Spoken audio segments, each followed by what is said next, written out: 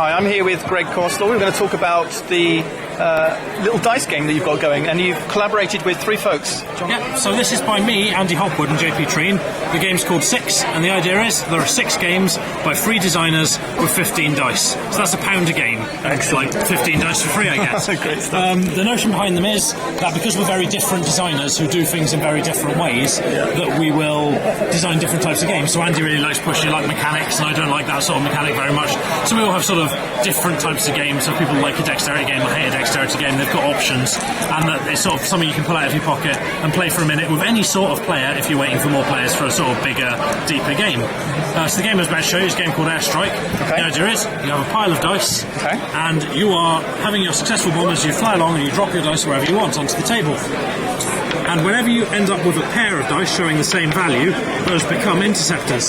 So we have here now 2 2s on the table. Yeah.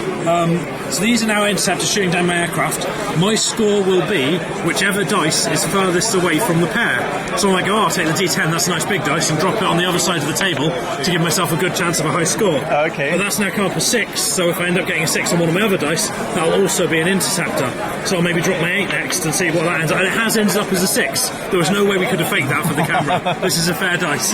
Those are interceptors, those are interceptors. Whatever's the furthest away from them will be my score. And all I've got left are these 4-sided dice. If I want to score loads of points, so ideally this 8 over here would be great to score on if it was the furthest away from the pairs of dice.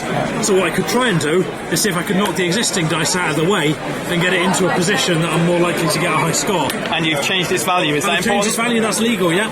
So I've now dropped all of my dice. I look for the pairs, so we've got pairs of 6s, pairs of 2s, pairs of 3s, and they all eliminate each other, and the dice that's furthest away from any pair becomes my score, which is, at the end of the day, this 8. So I get 8 points. It then becomes your go, and you do the same with the dice, trying to score points. The first one of us to get exactly 21 points wins, but if you get more than 21 points, you lose. So you need to become increasingly precise in your bombing and dropping your dice in such a way that you'll end up with a score that's the number you need that will get you to 21. And are you only limited by the amount of elbow room you have on the bar next to the guy? Before you start what your play area is. Okay. So on a table this size, you might go, our play area is the whole table, but if you get good at it and want to make it harder, you might go, our play area is this folder.